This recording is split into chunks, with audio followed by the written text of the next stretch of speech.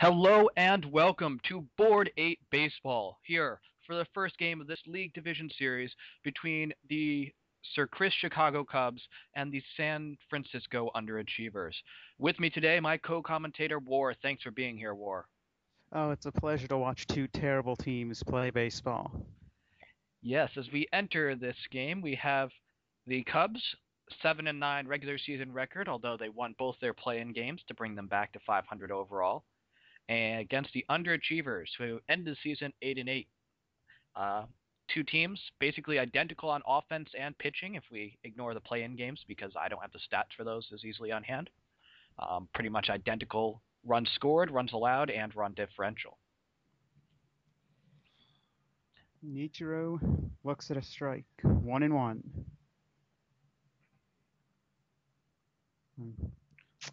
Easy ground ball. And Can't make him any easier. Brian Roberts up to bat. pitching today, CC Sabathia 4-0 with a 1.72 ERA. That'll be out number two. Who would look So like the Cy Young Award winner if he wasn't faced off today against Jamie Garcia, who is 5-0 with a 1.05 ERA, winning two games, winning a game in Week 16 to send the Cubs to the play-in, and then winning one of the games in the play-in. So, and we head to the bottom half of the first. doesn't get any easier than that. Hey, War, Yeah. remember when Tilo's team at one point in the season had less runs scored than games played? Like at the All-Star break, the San Diego Obelisks. Those are good times. Good Remember when I times. had Jim Toby play second base? Classic. It almost worked. And Boom. That is out of here. Two-run home run by somebody because I didn't see who hit it. that's on you. It's It's not all on my me. job. It's not That is my job to completely listen to on these me. games. I should pull up the Board 8 baseball thread. And who's batting now? All right, so that was Michael Young with the two-run bomb. So Garcia, Dr. who Foot has been so dominant all year, gives up back-to-back hits to start the game, and his team is down 2 runs. Dr. Football will be happy.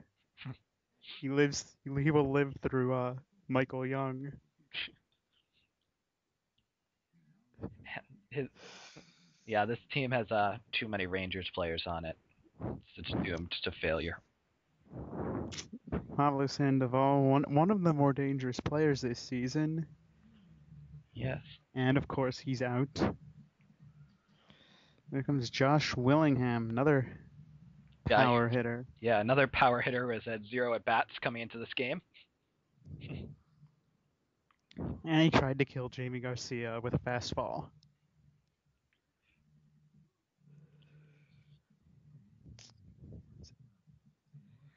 A-Rod enters this game hitting 264 with 6 homers. The number of Yankees on this team, I looked for a while like this might as well have been Extras. It didn't have nearly enough Angels on the team. X's teams are always Angels, Red Sox, and Yankees because those And, are the only players he knows. and that's why everyone hates him. Of course, the Angels haven't been beating up on the Yankees in recent years, so he probably doesn't care about them anymore. He'll probably start caring about Detroit now, because they beat the Yankees last year. So Logan Morrison, the big trade pickup, hitting 391 since being traded to the Cubs from um, the Mordor Thrones, but beats out the double play there. So, what wonderful insight can you give us on these two fantastic teams, War? Well, they're both equally mediocre at 9-9 and 8-8 respectively. Uh, they both are sometimes acceptable, sometimes they are terrible, which is pretty much how everyone in this division, aside from the Mannies, are. They have some guys who can hit, some guys who cannot, They have some guys who can pitch, some guys who cannot. It's really amazing how two different managers could build such equally bad teams. And that is your insightful analysis. We have paragons of mediocrity together. It would be very difficult to be more average than these two teams. But And speaking of mediocrity, Michael Kadyr's up. uh, And he's out. so for some interesting notes, these two teams have faced off twice. In week 4, the underachievers lost 3-11. In week 15, they lost 1-8. So Cubs have won by a combined 19-4 over their two meetings.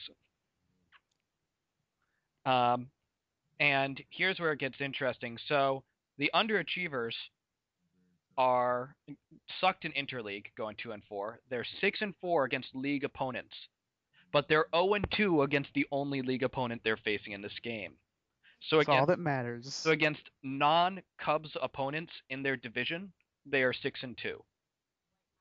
Unfortunately for them, against Cubs, they're 0-2. Meanwhile, the Cubs are overall 2-6 against divisional teams who are not San Francisco, but they're 2-0 versus San Francisco. So that's a lie. I guarantee you that's a lie. Because I know full well I benched half my team and started AJ Burnett against the Cubs in the last week of the season. Yes, well, that would be one of their victories. I thought you said they were 2-6 with their 2 wins. Whatever. Stats are dumb. Yeah. Results are all that matters. No, they're 4-6 overall against the division. Oh, yes. 2-0, 2-6 against non-San Francisco teams. 2-0 versus San Francisco. So, are you saying that one of their non-San Francisco wins is so they have one non-San Francisco win against a team that was playing in their division? Yes, pretty much. All right, I'm gonna find out who that was.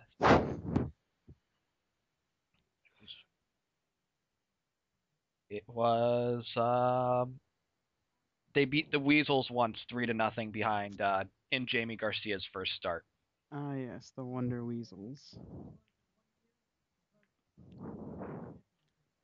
And let's be honest, it's Boco's team. They weren't really trying. Of course they weren't. It was Boco's team.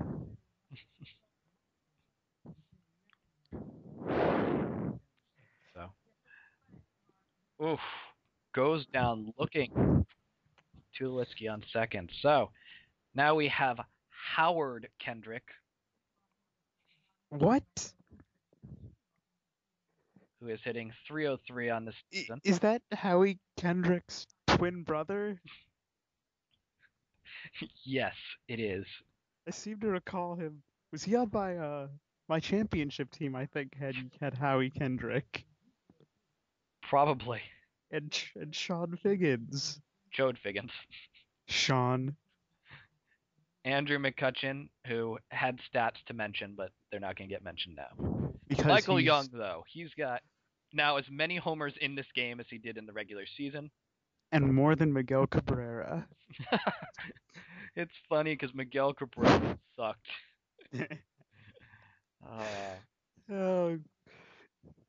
Should have taken Adam Nunn. Clearly. Curtis Granderson, 267 with 5 homers, knocked in 15 this season, knocked up 0 because he's an imaginary baseball player. And as we all know, if they're imaginary people, it's not real. Well, some observers are split on that, and this one, I thought that was out of here. But apparently... It's Michael Kadire. He has to do something of note. So, Alex Rodriguez. And a ground out.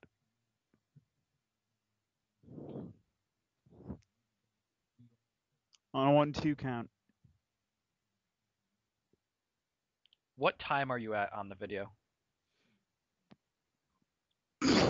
I made the I just passed 10 minutes. All right, we're roughly the same. I might be a few seconds behind you. Let's not worry about it.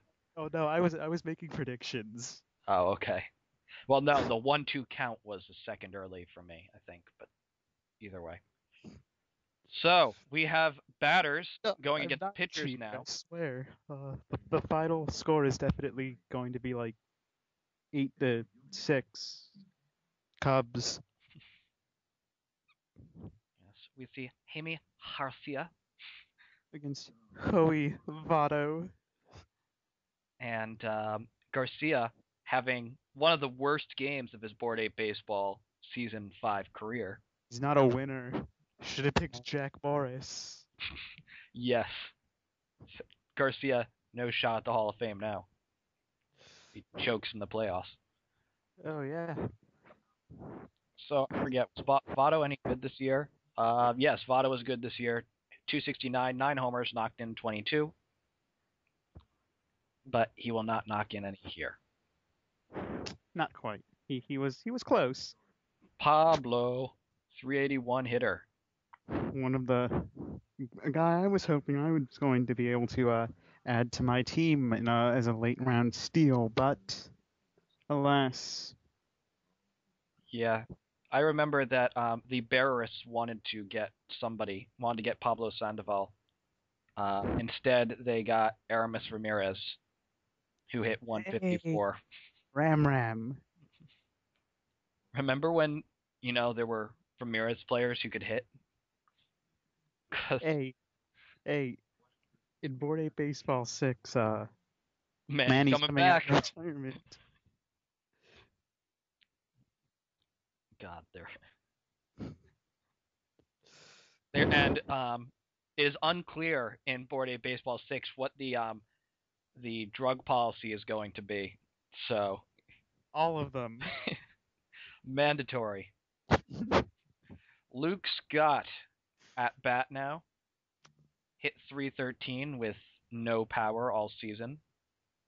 Well, he's Luke Scott. Well, usually he doesn't hit, but then he I'm- occasionally hits with power. But